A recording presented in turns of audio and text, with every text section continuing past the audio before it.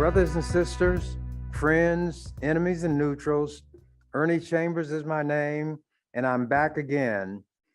I turned on television, I watched the news, and what to my wondering eyes should appear, and what to my unbelieving ears should hear, my ears hear. This white woman, a member of Congress, at a rally with Donald Trump, the grand dragon of the Ku Klux Klan, she said that the Supreme Court decision overturning a woman's right to have an abortion is for white life. White life. It was a decision for white life. And when what she should have anticipated, the kick came back, she then had to cover her tracks. So these kind of people always have somebody with a shovel to try to clean up the manure that they leave behind themselves. So her publicity woman said, well, she misspoke. She meant to say right to life. Now, you don't even form your mouth the same way to say white life and right to life. But this is how transparent, how bodacious these white racists are, and they're everywhere, everywhere. Not every white person is a functioning and practicing racist. There are some who are racist, but they don't act on it. Now, these people who do these kind of things and make these kind of statements do not want it taught in the schools about what racism is, even though we experience it in our lives every day. When we have the experience and the racists who are afflicting us by inflicting on us all kind of harmful things, then they want to tell us that it's not really the way we know that it is. Then we begin to understand that when a white person comes and supposedly is an ally, they've got to put up something other than words, because they might be laughing behind their hand, talking about you behind your back, and trying to undermine you.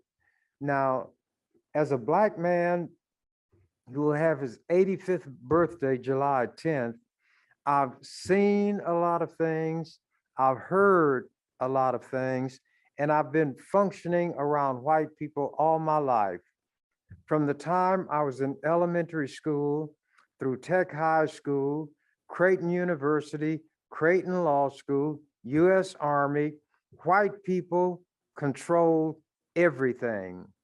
A white person is a white person is a white person. They come up from childhood with these notions, and that's why they will say things, some of them, and say, well, I didn't even realize it was wrong. Some of them are telling their brand of truth. They did not realize some things were as racist as they are because they picked it up in church, at home, at school, at play. But here's the way we have to look at it, brothers and sisters.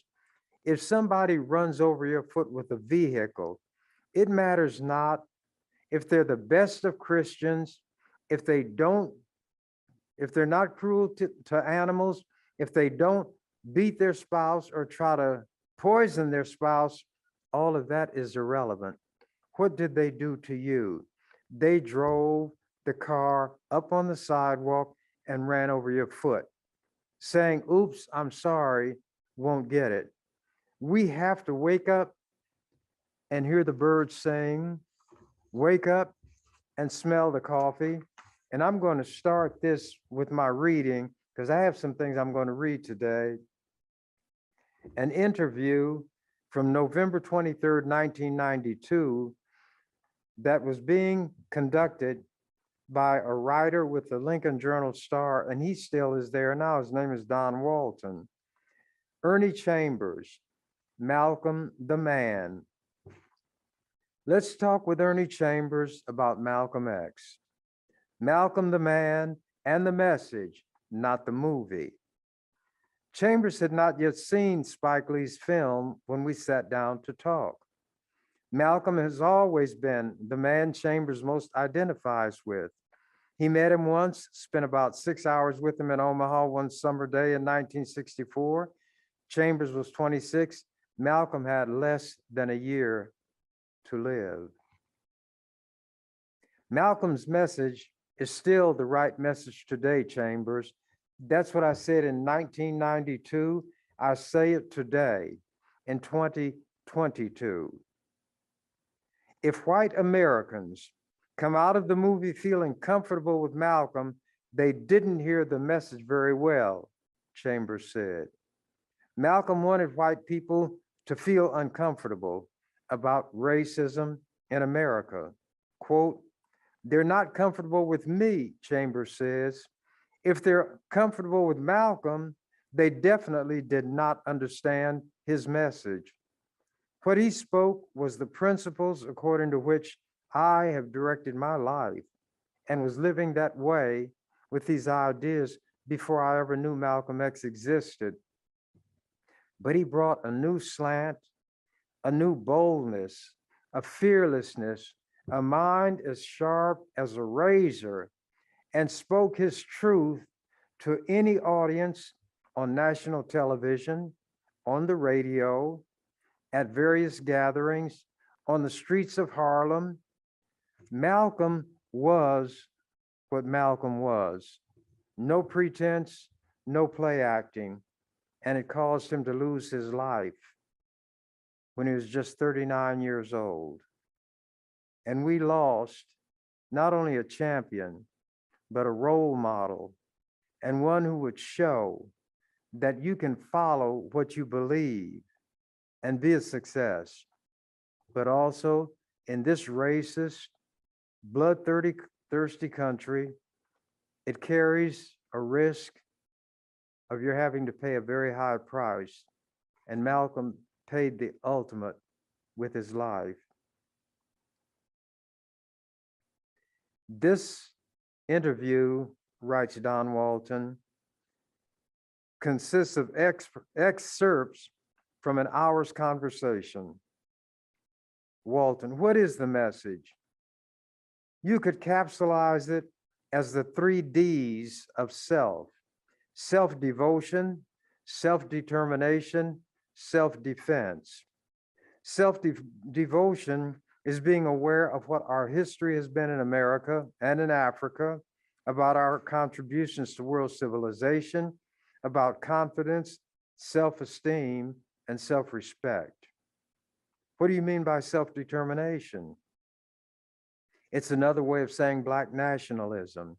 We have to acquire some land and control over that land, over what's produced on it and through it. When you have land, you can talk about economic development, about cash crops and factories and shopping malls, grocery stores and housing. What do you mean by self-defense? Malcolm always stated that he believed in being nonviolent when everyone is nonviolent. When the enemy or the oppressor becomes violent, we must respond in kind. That's the only language that's understood. If you speak only French and I speak German, you don't understand me, I don't understand you. But we all understand certain actions.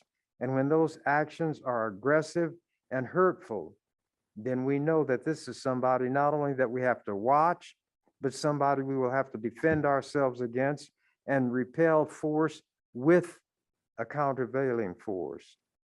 Continuing. What Malcolm really expressed was what any human being, male or female, of any race in any period of history should say. Quote, "I, as a human being, have an inherent, inalienable right to seek happiness and benefit for myself and my family without interference from anyone else." Is Malcolm's message clearly understood today? Many white people and some of their Negro, and I use that term pejoratively, that means as an insult. Flunkies want to emphasize his ecumenical attitude as if he embraced all white people. They are uncomfortable with an unadulterated Malcolm X. I don't believe Malcolm changed that much after his trip to Mecca. He still talked about self-determination and self-defense and control over our own organizations.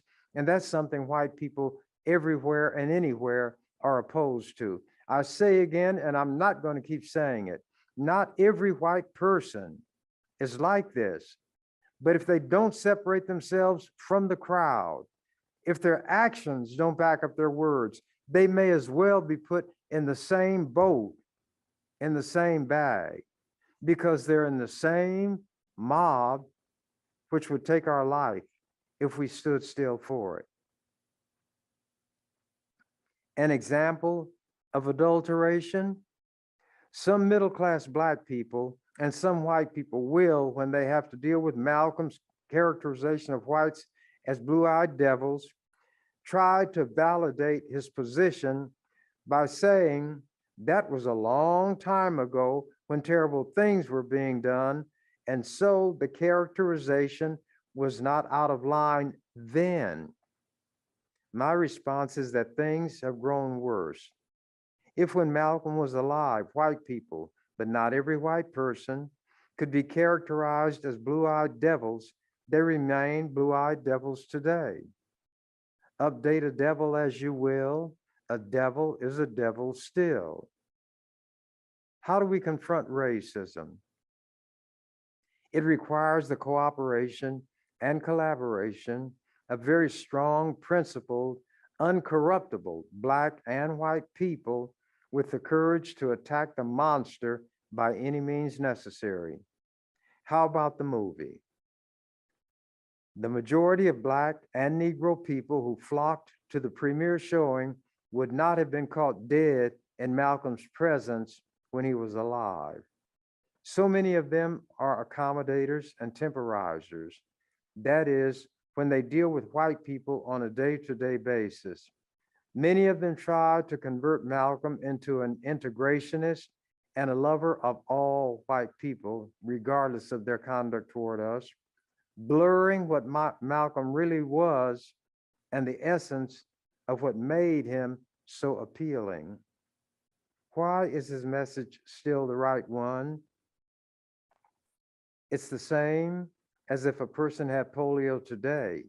Since the disease has not changed, neither has the cure for it. What would you hope might be the effect of the movie? I'll bet you won't find many people who see it who say the problems that Malcolm talked about are still here today, and I've got to get about trying to help solve them. If they don't leave the movie with the idea that they've got to do something to solve the problem, they've missed the message. And people like Malcolm do not live a long life as I wish they should.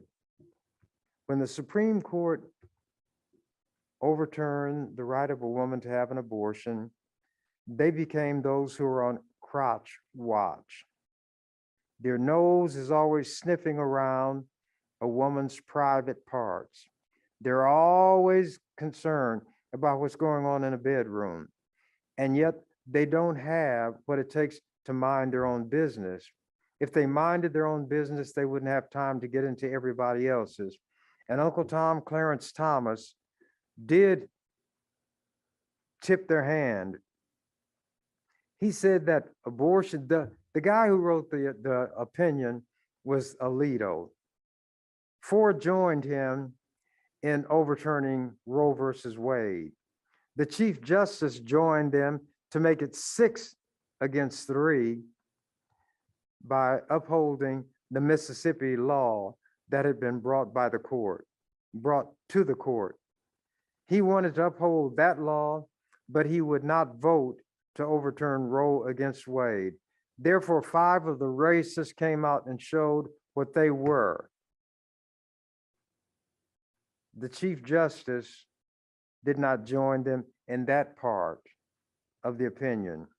Clarence Thomas said that other rights that were manufactured by a court should not be upheld as constitutional rights because they were not contemplated by those who wrote the Constitution. Did those who write the Constitution know anything about electrified cars? Did they know about internal combustion engines? Did they know about jet planes, drones, ways to well, I guess you could say intrude on other people's private space?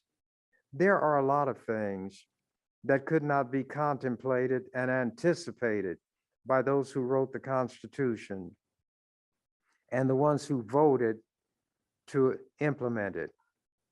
Chief Justice John Marshall, considered the greatest of them all, came up with a power for the court which is not mentioned in the Constitution. And what is that power? The power to overrule Congress on anything Congress enacts.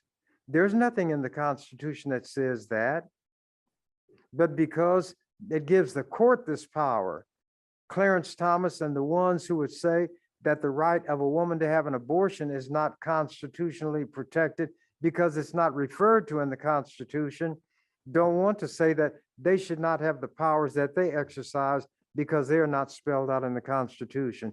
This is a white man's world, a white man's game, and Clarence Thomas is one of their flunkies, married to a racist white woman from Omaha, who, when she married him, her family said it's all right because he's a good, clean colored boy. He had a religious experience, as they call it, on the kitchen floor in their house, and they described it. He fell on the floor, rolled around on the floor, and talked about getting Jesus. And he has been their lapdog ever since. He is worse in some respects than the average white racist because he knows better. But he has a white woman cracking that whip over him.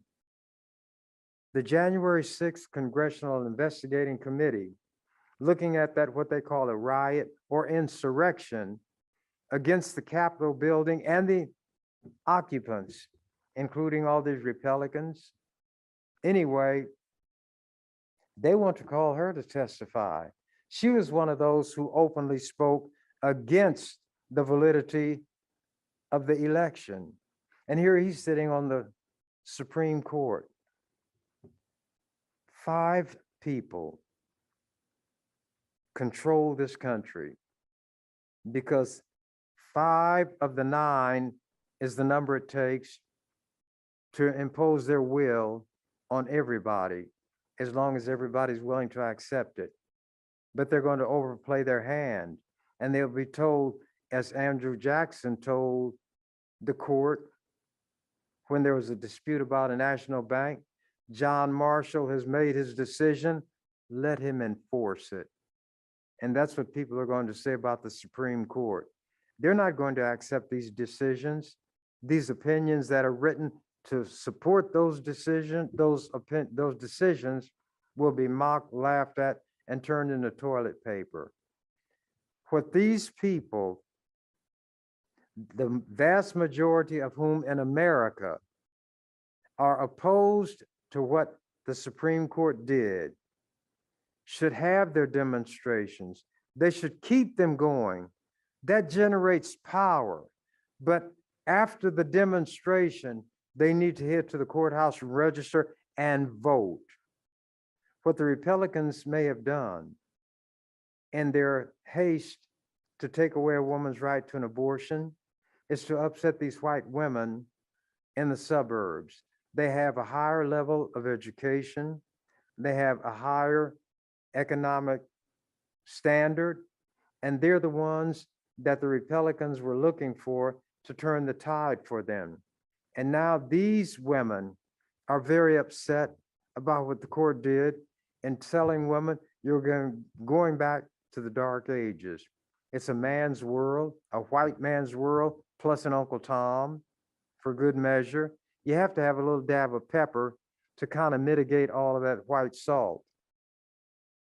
And we're going to see what happens as these midterm elections occur, as some of these primaries occur. If these white women don't get out and vote, then the white men are going to say, they're just like we always said. Shakespeare described them perfectly, full of sound and fury, signifying nothing, as a tale told by an idiot. So if you don't vote, you're not going to be listened to. And that goes especially for Black people. Right now, Black women die from childbirth at a far higher rate than white women. All areas of medical care find us on the short end of the stick. Since more Black women are dying in childbirth, more are going to die as a result of not being able to obtain abortions. And if they have a medical condition, these white doctors don't have to work with them on a doctor-patient relationship, because they could say, well, I don't know if this baby is lost, this fetus. They might say that I performed an abortion and I'll go to jail, so I'm sorry, but I can't handle your case. And they can hide their racism behind that opinion, that decision handed down by the Supreme Court when they overturned Roe versus Wade. We have to learn to look beyond the surface, see what is under the hood of the car, what the engine looks like, what it is inside that engine that generates the power, that turns the motor, and the parts that are necessary to allow the car to move. We get caught up on the appearance.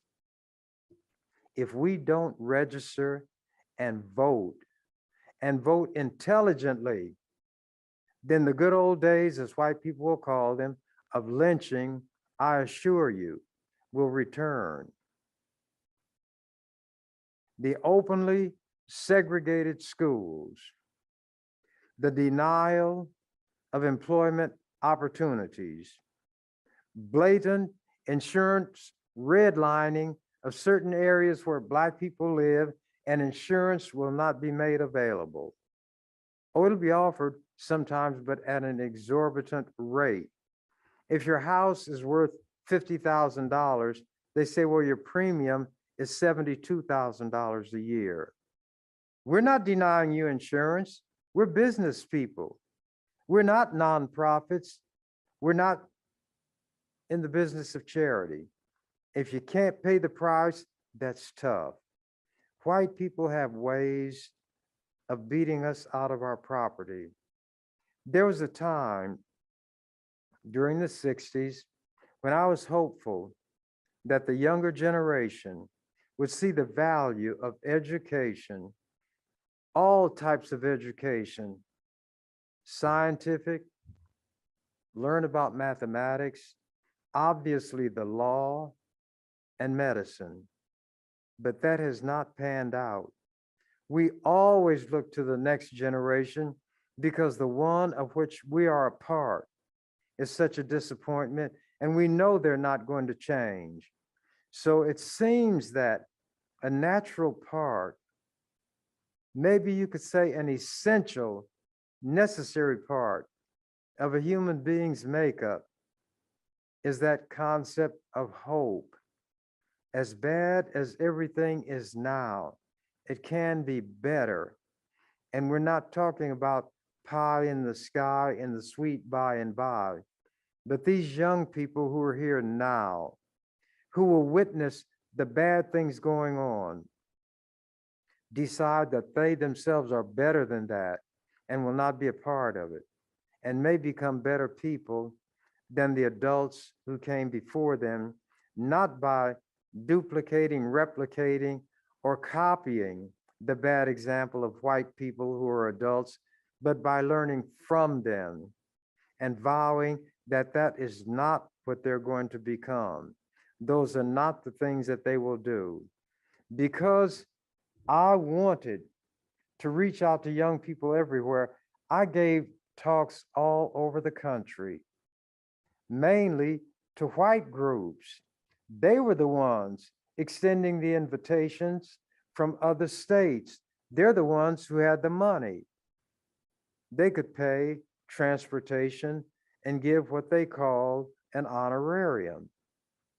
And they would come in droves.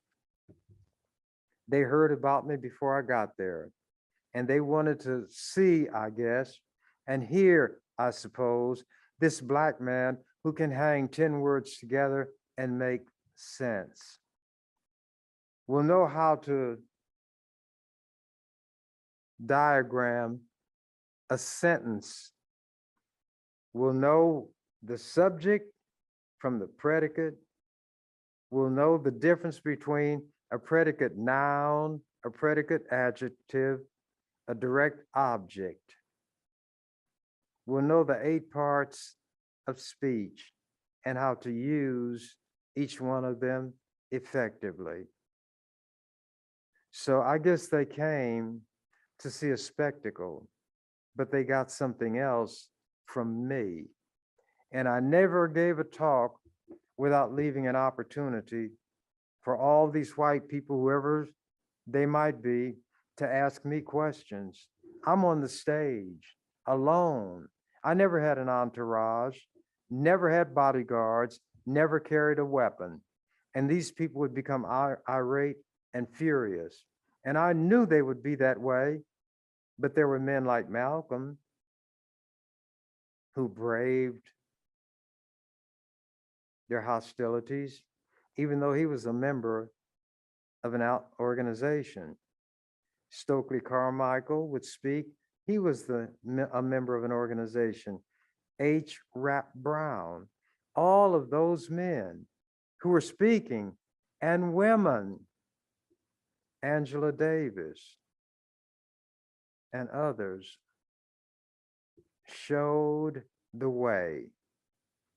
If words could be a change maker, things would have changed. But we have to find receptive people who are willing to act on these fine principles that everybody talks about. So I told the people in the audience, I agree with Malcolm. The only stupid question is the one that's not asked. If I open myself to your questions, ask me anything you want to.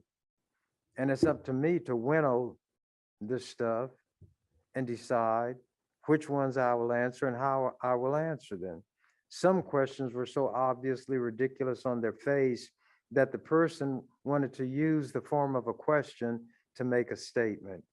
And I would say the answer to what was given here is not as a response to a question to give information, but rather to counteract what he or she thought he or she was so cleverly saying by putting it in the form of a question. Those of us who have minds are sharper than white people because it is necessary for us who are put in the role of the prey to understand the predator. If the predator doesn't get this rabbit, there will be another one coming along. And they say the rabbit has to understand the fox better because the fox is running for his dinner, the rabbit's running for his life.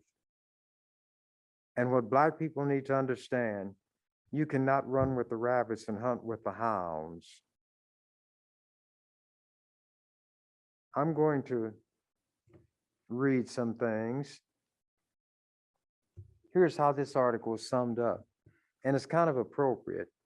It was dated March 30th, 1990.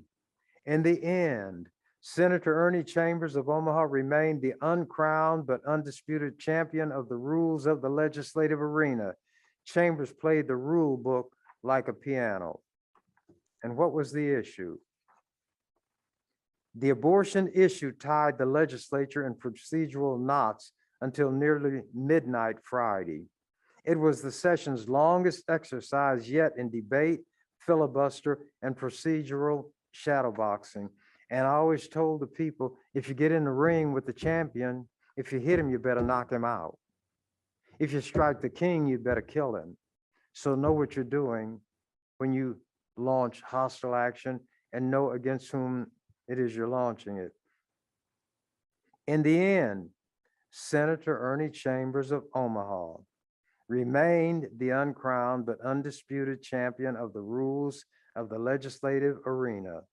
He successfully led the effort Friday to stop anti-abortion proponents from winning a vote on a bill that would require that a parent be told before a minor has an abortion.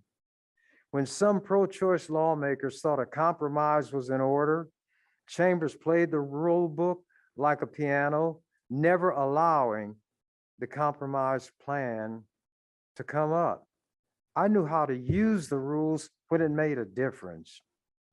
The imbroglio began about 10 a.m. in the morning and ended at 11:19 p.m. and I was there the whole time on my feet.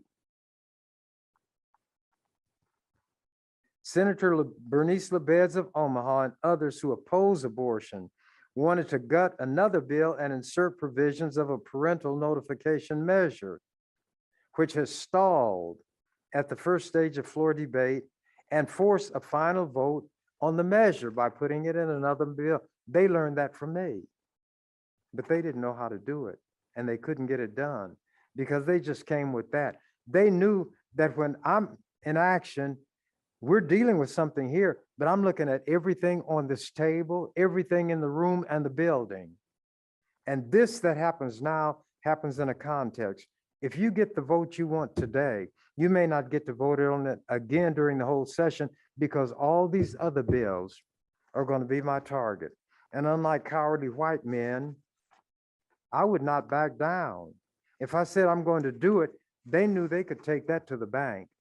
And they wished that I was not so adamant, I was not so relentless, that I was weak. These are the things they wished for and hoped for, but they never got it from me.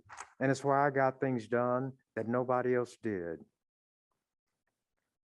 Continuing, by 9:30 p.m., it became obvious that the chances of the anti-abortion forces carrying the day were all but nil.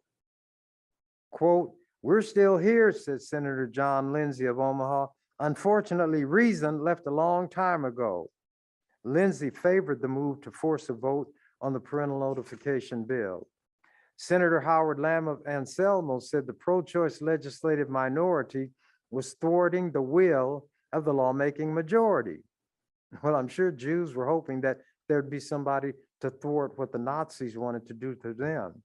The mere fact that the numbers are excessive doesn't mean that what the numbers want to do is right. It means that if they have enough numbers, they can force people who don't want to do it.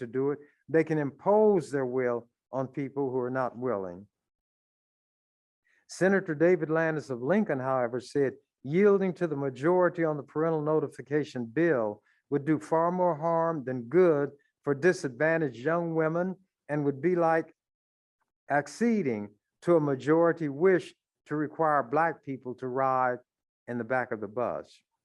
Several lawmakers, including Senators Diana Shimmick and Don Wesley, both of Lincoln, said parliamentary maneuvering could continue endlessly and the abortion issue should be set aside so other measures could be considered.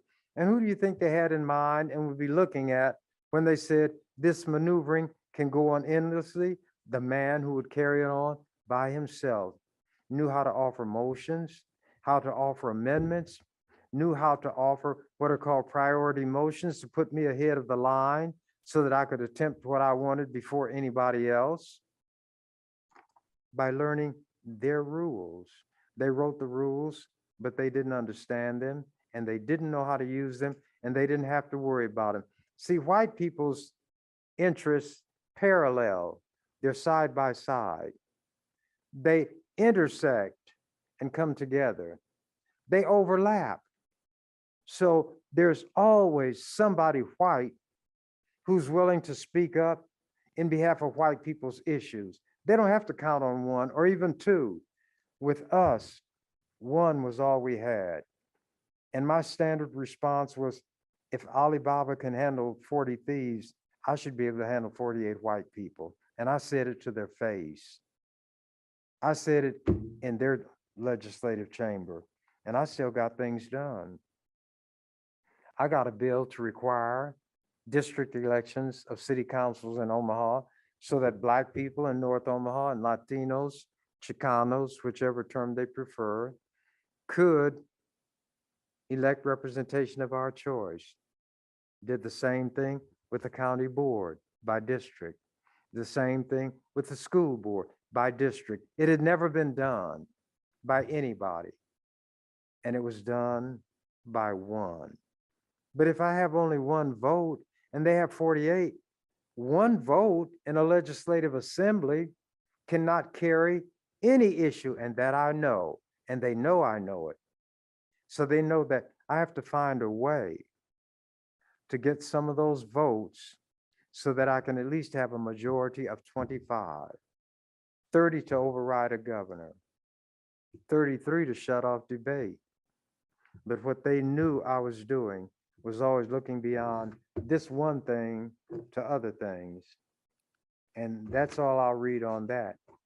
Terry Carpenter was so strong that they called him Terrible Terry, and white people were terrified of him. This is what he said in 1975. I'd been there about 3 years. I had had a chairmanship. I was chairman of the Government and Military Affairs Committee. But white people were going to put me in my place by taking the chairmanship. White folk give it, white folk take it away. And Black man should learn his lesson and his place and stay in it. That was not for me. There was an article in the McCook Gazette and also one in the World Herald describing a talk that Terry Carpenter gave in Kearney. And Carpenter referred to politics as a dirty double-crossing racket. But here's the part that's interesting. In a remarkable speech here Thursday night, former State Senator Terry Carpenter said he believes State Senator Ernest Chambers hates whites and is a brilliant man. Governor J.J. Exon is a clever politician who could have swept over other Democrats into office with him, and politics is a dirty double-crossing racket. Speaking as the George Norris Distinguished Lecturer in Political Science at Kearney State College, Carpenter said Chambers is the one man in the unicameral who might be able to take his place if his election challenge fails. Carpenter said Chambers, quote, is one of the most brilliant men I've ever met. The only handicap is that he's Black, and the legislature unhorned him because he is Black. In other words, took my chairmanship. The legislature, Carpenter said, stripped Chambers of his chairmanship of the Military Affairs Committee, quote, because it was offended by his capabilities. He ran the committee as well as any man in the legislature ever ran a committee. Carpenter continued that, quote, I think he hates white people. I think white people give him reason to hate them. Carpenter said few legislators can be found who will, quote, get on their feet and debate with Mr. Chambers, not because he's Black, but because he's superior to them in the area of knowledge, understanding, and capability. The same speech being covered by a World Herald reporter. Terry Carpenter performed here Thursday night as the George Norris Distinguished Lecturer and singled out a former colleague in the legislature, quote, as one of the most brilliant men I have ever met, unquote. Quote, the legislature unhorned him because he is Black, Carpenter said, referring to Omaha State Senator Ernest Chambers, only Negro and only independent in the legislature. Carpenter said, quote, the legislature took the chairmanship of the committee from him because they were offended by his capabilities. He ran a committee as well as anyone in the legislature ever did it, with complete impartiality. Chambers alone was singled out for praise by Carpenter in response to a question from his audience about who should replace Carpenter as a major force in the 49-member legislature. Carpenter was the 5th annual Norris Lecturer in Political Science, sponsored by Kearney State College. In praising Chambers, Carpenter said, quote, "He's almost without parallel. I think he hates white people. I think white people give him reason to hate them. Didn't the Bible say in the mouth of 2 or 3 words, let every word be established?" They both quoted Carpenter properly. But he is brilliant. I've seen him set landmines in sequence way ahead, and they go off in sequence. Carpenter watched.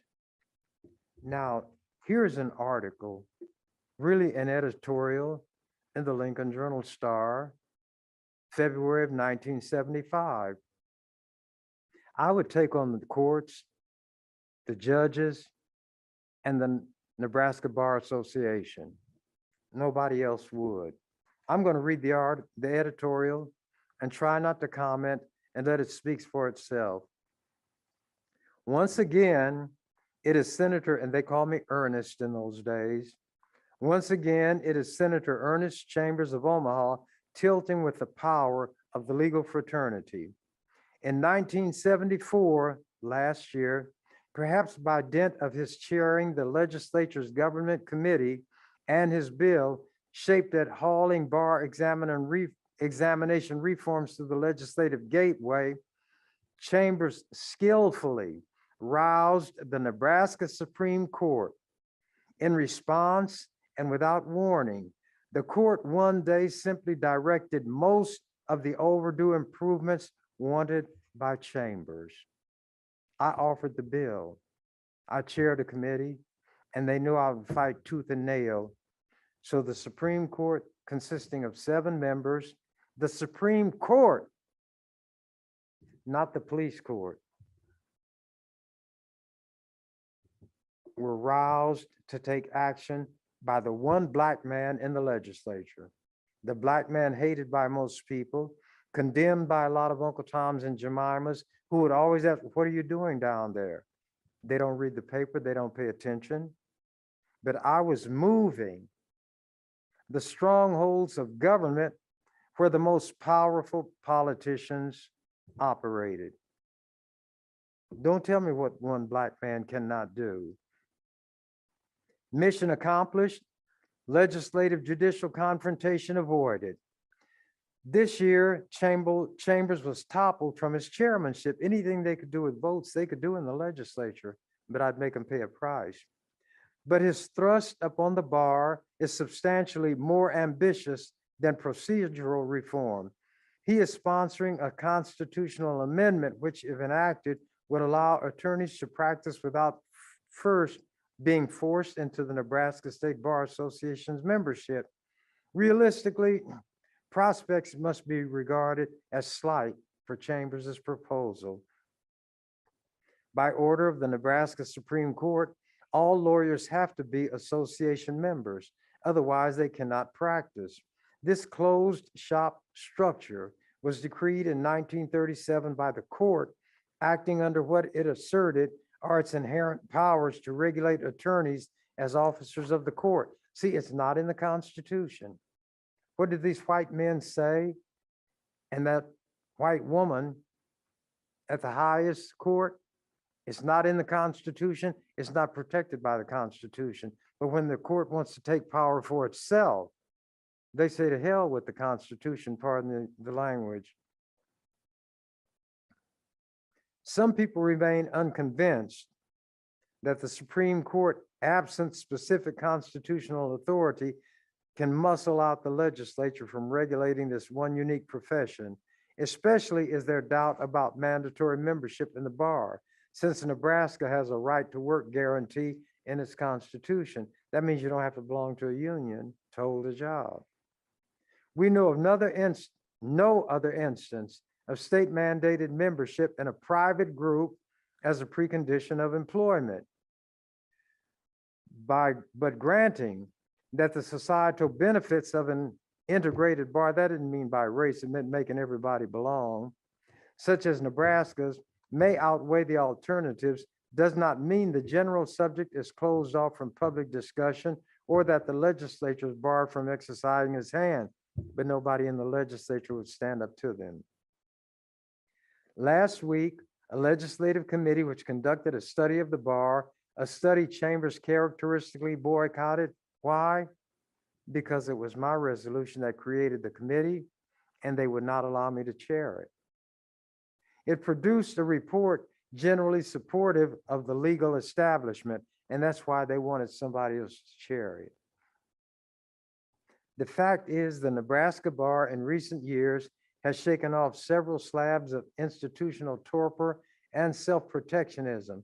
So improvements properly should be approvingly recognized.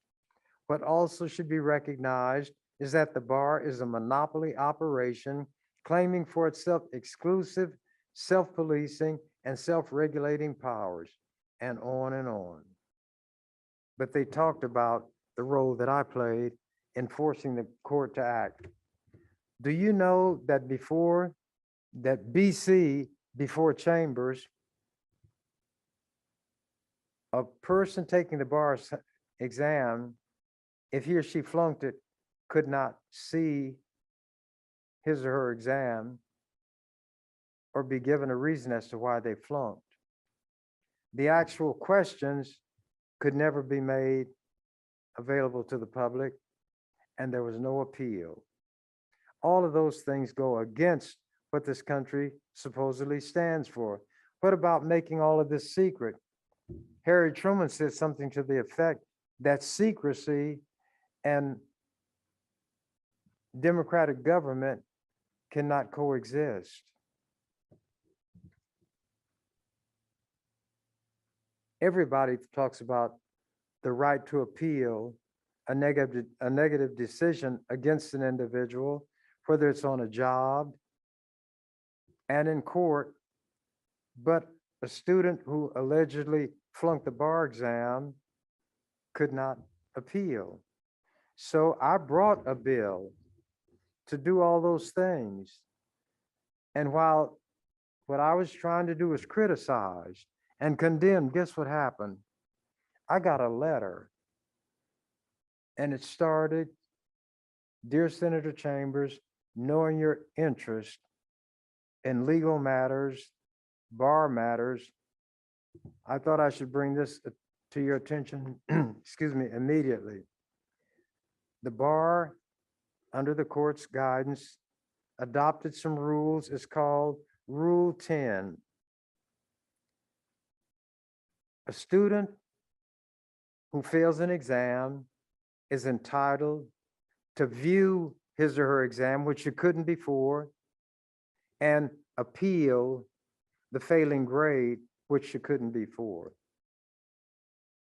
The actual questions on the exam will be made public, which never was done before. All of the things that I was bringing in my legislation was done through the courts. And it's Rule 10. So all these white people who hate me for practicing law have rights and privileges because the one they hate was willing to do that. When I say that, I mean the heavy lifting. Let me read an article that was written after I came back from being term limited the first time. And I told them they made me their God. I'm their Alpha and their Omega. I was the first one. Oh, and I said, in Revelations, God refers to himself as Alpha and Omega, the first and the last. I was the first one, the Alpha, to be term limited and come back. There can only be one first. I am the Omega, the last, because due to term limits, nobody would ever serve in the legislature again as long as I did. So I said, you made me your God. I'm your Alpha and Omega, and there's nothing you can do about it. The headline of this article, Chambers returns, doesn't disappoint. It was dated June 9th, 2013. Omaha Senator Ernie Chambers returned to the Nebraska legislature in January and kept his promises. He educated, he frustrated, he sermonized, he lectured. Quote, Daddy Warbucks doesn't need you, little orphan Annie does. but you always kowtow to Daddy Warbucks, said Chambers. He defined daily unpredictability. Excuse me.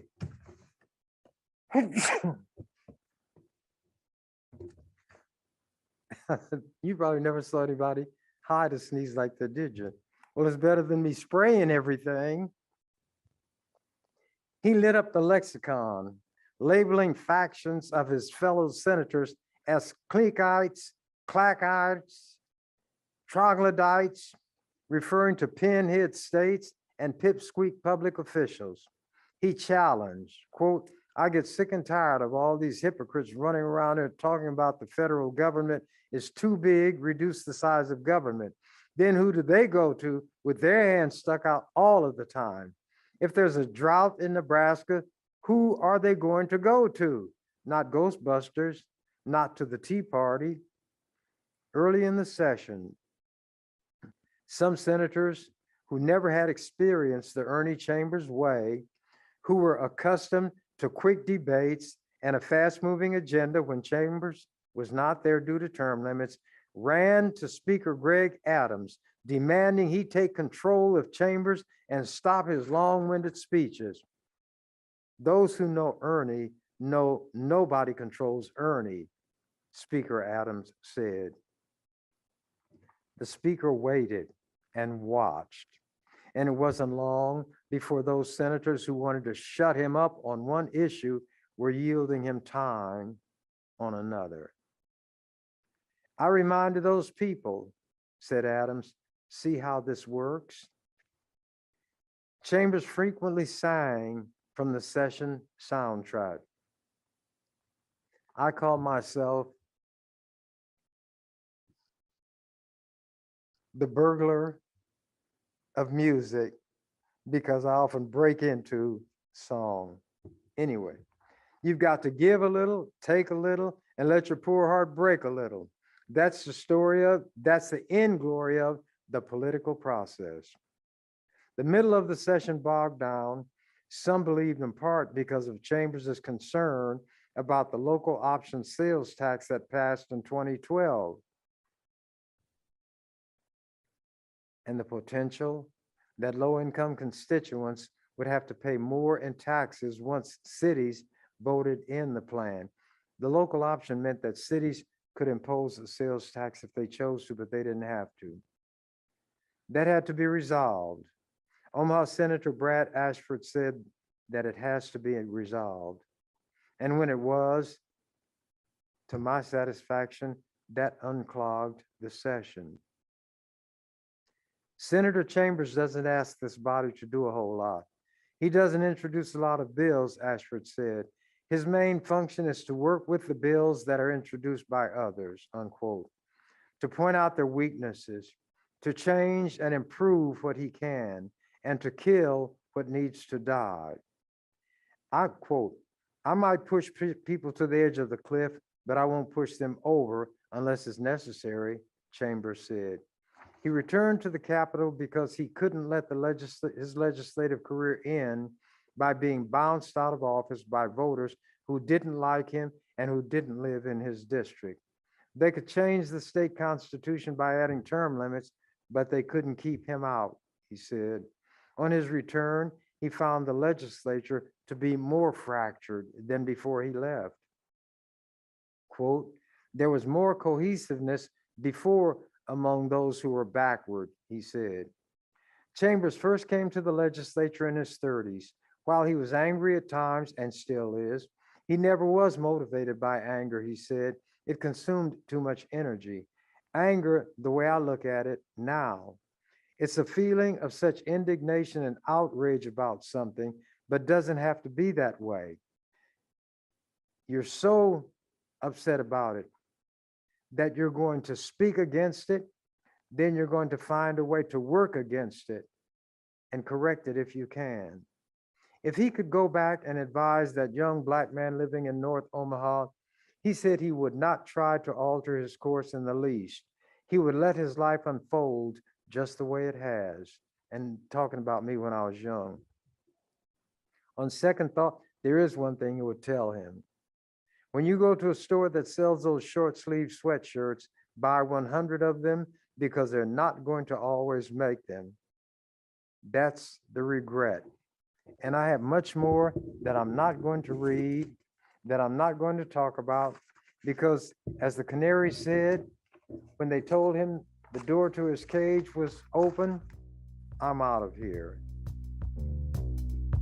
Thank you for watching The Ernie Chambers Show. If you'd like to make suggestions, email us at ewcfacts@gmail.com. That's ewcfacts@gmail.com. This has been an EWC Communication production.